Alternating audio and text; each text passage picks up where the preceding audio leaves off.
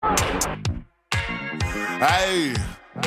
I just went bought a watch with a whole lot of diamonds to show all these niggas it's my time. Took a trip out to Cali to hang with the clips, make a play and get high off that Zaza. I say R.I.P. Kobe, a nigga so fly when I ball out, fuck around skydive. So much chicken on me, could've went by the Williams, the Rudy's, a big ass Popeye. In a whole different bracket, this life is immaculate. If you hit me for bows, then you know that I'm taxing. Keep buying clothes, that shit still in the packages. If he say that he robbed me, he capping me. Really no niggas throw sevens like Kaepernick. You not blind and you see that we have it. Known in my city, so no, I'm not average. Came a long way from dope in the can. Niggas know that I step in the game that I rep. Went to Solomon, I out the 10 for 600 on.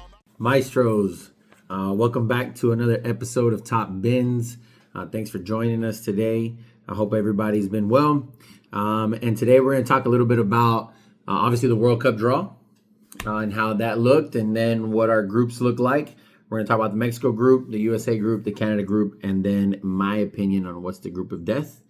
And then we're going to talk a little bit about the standard and culture that we have in our clubs, and how to begin to create that standard and that culture, something that we can do as coaches. So let's go ahead and get into it. Okay, so World Cup draw. The first group that we want to talk about is Mexico's group. Okay, we have Mexico, we have South Africa, Korea Republic, and the UEFA D.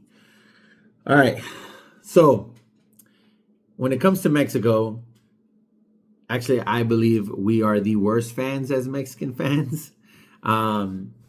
We just are never happy with anything that they're doing. It doesn't matter. We always want to fire the coach, fire the players, get rid of the directors and just blow the whole thing up. And then, I know there's been recent pushback from the Mexican team playing, the Mexican national team coming to play in the United States a lot, not really playing in Mexico, which is something that I agree with. But when we look at Mexico's national team in totality and look at us as fans, I think we're we're a little ridiculous sometimes. And it's always been this way since I was a kid. It doesn't matter who we're playing. If we beat, basically to make it to the World Cup, who are we playing? Like United States, okay, Canada, right? Which is starting to grow. But then you have like Costa Rica, Honduras, Trinidad and Tobago, things like that, countries like that. And so it's like if we beat Honduras, El Salvador, whoever it is, we beat them 3-0, 4-0. You hear in the media, you'll hear from fans, it's like, well, of course, we better beat them 3 or 4-0. We're Mexico, right? We're Mexico, and they're just Honduras or El Salvador or Costa Rica or whoever, Panama, it doesn't matter, right? It's like we're superior. Of course, we're beating them. And it almost seems like those countries aren't even allowed to get better. Like they're not allowed to produce better players. Because then we come out and we win a game that's like 1-0 or 2-1. And it's like, wow, really? All you can do is win 1-0, or you barely beat them 2-1. They scored on you. So again, they're just never happy. It's the hardest fan base, I believe, to please. And so whenever you're a player and you just constantly get criticized and you're constantly getting criticized and never saying like they put on a good performance, of course it gets draining, and it's been like that for years and years and years. And so, yeah, they had a rough last World Cup. I think they brought in the wrong manager. I think I've always been a fan of bringing in a Mexican manager to manage Mexico, just because a lot of it has to do with, the spirit of a Mexican player. And so I think this year they obviously went back to the guy that's given them the most success in Javier Aguirre. And I think Javier Aguirre knows that he's qualified already. And so I think he tinkers and moves some things around. I think he already knows what he wants. I think he's trying different things in these games to see how far he can push the envelope with the players, what he can demand from the players. But I think he has a solid idea of what he wants. And every time Mexico shows up to a World Cup, even being scrutinized and criticized, I believe they always kind of show up. And they really play really, really, really hard. And especially for Mexico, right? I mean, they're playing for their badge and their country, and so I think Mexico's always a team that really shows up. I think just the last World Cup was one where they were put in a really, really poor situation by the directors in hiring the manager that they hired. I don't even want to say his name. I think the guy's a bum, and just kind of gave games away, never gave Mexico a chance. And so I think it'll be different. I think in this group, you're going to definitely see, I think, Mexico and the Korea Republic come out of that group. I believe Mexico can make a run to the fifth game and give it a run for their money, whoever they face there. But I don't ever sleep on Mexico when it comes to the World Cups. They'll show up and they'll show out. And like I said, there's a lot of scrutiny because they've been playing a lot of their games in the United States. Well, first of all, they earn tons and tons and tons of money playing their games in the United States. And then when they play in Mexico, nobody's ever really happy with them. They're always getting criticized. So I think it has to do a lot with the fan base. I think the media, the Mexican media, has a lot to do with it. I think if they were to be a little bit different and approach players a little bit different, then you would see a little bit more success. I think you would see them a lot more in Mexico. But players are the same way. Like they want to be cheered by their home fans, even if it was a tough game and they ended up losing. But they want to be cheered and be supported. Now, I do believe that if the product is absolute garbage, I mean, you have the right as a fan to say it's absolute garbage. But the whole idea of Mexican fans, it's always been a little weird since I was a kid. Not happy because they beat them 3-0 and not happy because they beat them 2-1 or 1-0. So it's almost like you can't win there. All right, so let's talk about USA. USA has Paraguay, has Australia, and the UEFA C. I believe USA has a fantastic chance. Obviously, I think they're going to win out this group. I think I have a great chance to make it to the quarterfinals and win that fifth game. My biggest concern, I think Paraguay is going to come out of the group with them. But my biggest concern is the coach. I think there's players in place with the United States. I think they have a good squad. I think Pulisic shows up to play whenever he puts on the USA jersey. Tyler Adams, I think, is an absolute dog in the midfield. Reminds me of another version of Caicedo there. I think they're going to really make some noise. My biggest kind of worry is how is Pochettino going to get in the way. And I am not a fan of Pochettino. Like, everywhere he's gone has just been trash, garbage. Like, I know they had some recent games where they're putting in some goals and blowing out like Uruguay and Korea Republic, and so they put some goals in the back of the net. But I just don't trust the coach. I really do not trust the coach. I don't think that he puts his players in a position to win.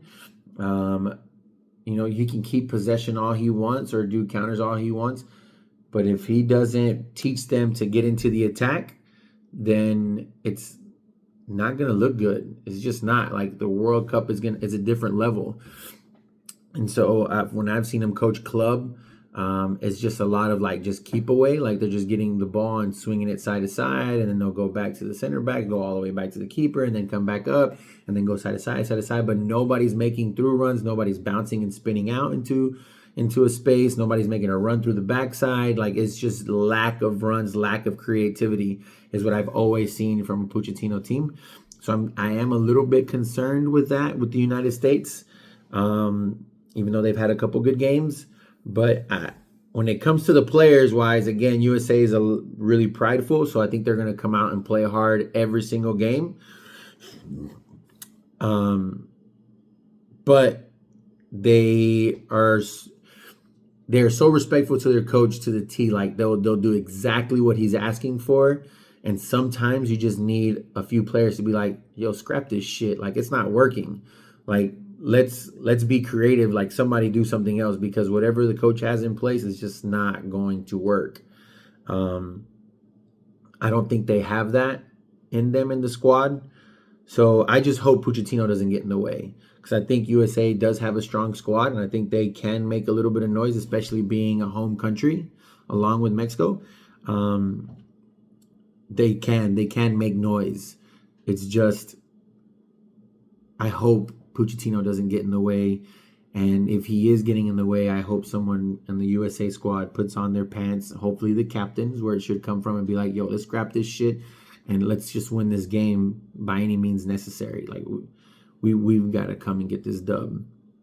So that's my outlook there. I think the USA fan base is super supportive to a fault. Like, if it's crap, it's crap. Again, but USA fans always seem to cheer on USA no matter what. So I think they'll have that home field advantage for sure this coming up World Cup. And then the other group is Canada. I don't have much to say there. It's just Canada, UEFA A, Qatar, and Switzerland. I think it'll be Canada and Switzerland coming out from that group.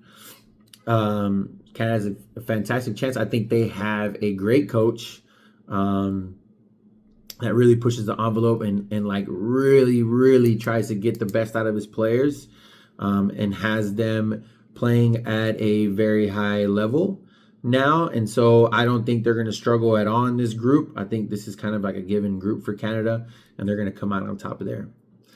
And then my group of death that I believe is going to be a struggle is going to be England, Croatia, Ghana, and Panama.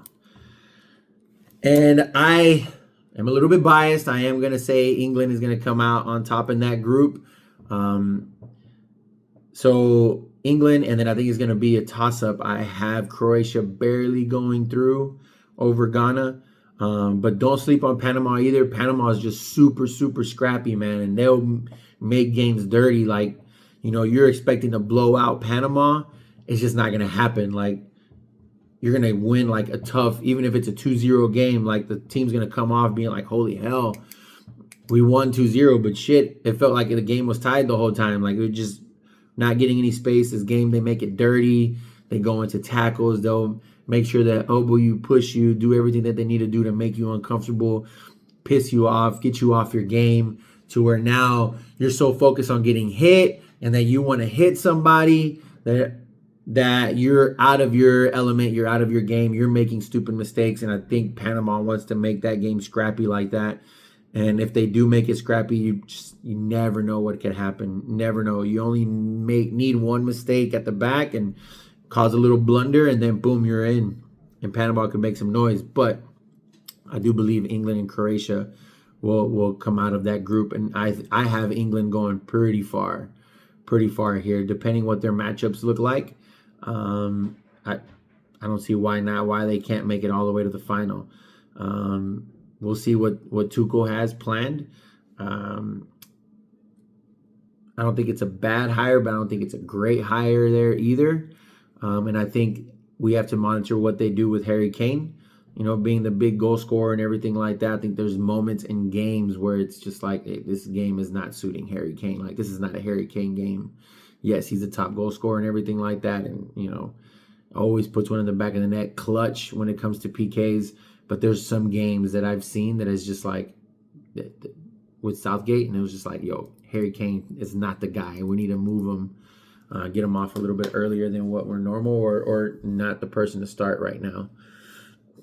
But let me know your thoughts on that, on who will come out of those groups. I think we're going to see some fireworks in this World Cup. The ticket prices are already crazy, especially here in Houston, with Portugal coming here and playing a couple games. The amount of fans, I'm not looking forward to the amount of people that are going to be in the city and trying to get around in the city. It's just going to be, wild. It's going to be nuts. It's going to be an overwhelming amount of people. Obviously with Cristiano Ronaldo coming here, he has I think super, super cakewalk with his group. And the whole fact, I think they're arguing about like Ronaldo getting a red card and not having to sit out a suspension or anything like that during the World Cup. I think I heard some of those arguments. Yeah, that's kind of crazy that that they changed that for him. But I mean, I'm not surprised. I know people want to get surprised about things like that, or, being surprised whenever Messi's getting calls and stuff. It's just like, why it's not surprised. There's a lot of money on the line, and it's still entertainment. And so think about who we want to see in a final, kind of like the last World Cup. It's like Messi and Mbappe or Morocco. It's just kind of like, who do we want to see? And there's going to be a lot of money involved whenever it's Mbappe and Messi. And so don't expect anything different coming in this World Cup. Like, I know we all get emotionally invested, but still remember, it's entertainment. And so whenever you see some ridiculous calls, it's like, well, it's entertainment. Like, that's where they want to cause chaos. So don't be surprised, guys. It's going to happen. I just hope that we see a fantastic World Cup. I hope we see some screamers, some goal scorers. I hope we see some rising stars. I'm excited to see Esteval play with Brazil, clearly because I'm a Chelsea fan. So I want to see them play and see how they look. And then obviously Enzo with Argentina. We'll see how he measures up playing there. And yeah, let me know what you think, who you think is going to come out on top in this World Cup. And then tell me who you have coming out of those groups that we talked about, the Mexico group, USA, Canada, and the group of death. In my opinion, the group of death.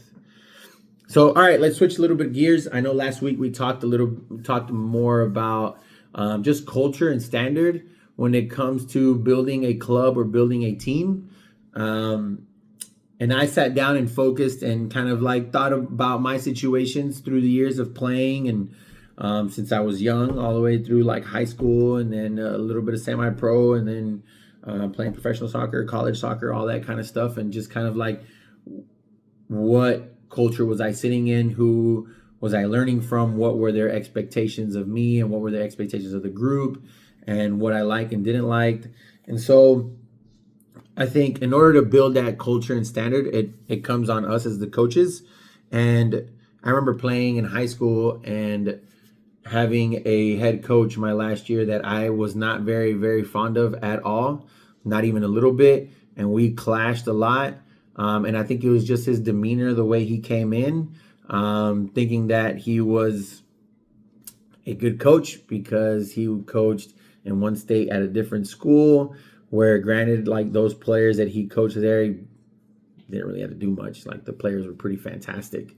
And so the players themselves won the state cup, or the state finals in high school. But I remember him coming in and just kind of like saying, I don't care if you're a senior or a freshman, like everybody's going to start from the bottom, and we'll slowly move you into like the varsity locker room. And I kind of get where he's coming from, right? Trying to create a standard again in the culture. But I think it was important for me as a player that the new guy comes in. It's like, hey, let's have a conversation with the players that have been here, which were the seniors, and let's see what this is about, and kind of develop a relationship with us. And that never happened. It was more of clashing of the heads, and I could see right through his bullshit. Like I wasn't falling for any of that. And so, and what he was saying and what he was trying to preach, I thought was bullshit. And so it led to like a very difficult senior year for me, when I had so much success the years prior. But I used that in where I'm at today, whether I'm training one-on-one players or I'm out helping a club or the school, kind of like with players. And since that's something that I wanted, it's like, all right, I don't have a problem, and our trainers and coaches shouldn't have a problem of having one-on-one conversations with players. I think it's our duty to figure out exactly what they're looking for, what problems they're having, if they have any questions. Are they having success? Let's applaud their success at the same time. I think as a player, it's important that we hear if we're doing something right. We want to know, right? But at the same time, we have to be told, okay, if we're messing up and we're constantly messing up, the coaches and trainers are going to be on our butt. But we as a coach and trainer have to also not only ride them and let them know when they're doing poorly, but also compliment them when things look good. I think there's a fine balance there. And it's a fine line that we walk, and you can't let it teeter more than one way than the other. So I have tons and tons of one-on-one conversations with my players. I'm always trying to figure out what they're thinking, if they have any extra questions, what their week has looked like, if they're struggling with anything. So that way I know accordingly, like how to coach them, how to communicate with them.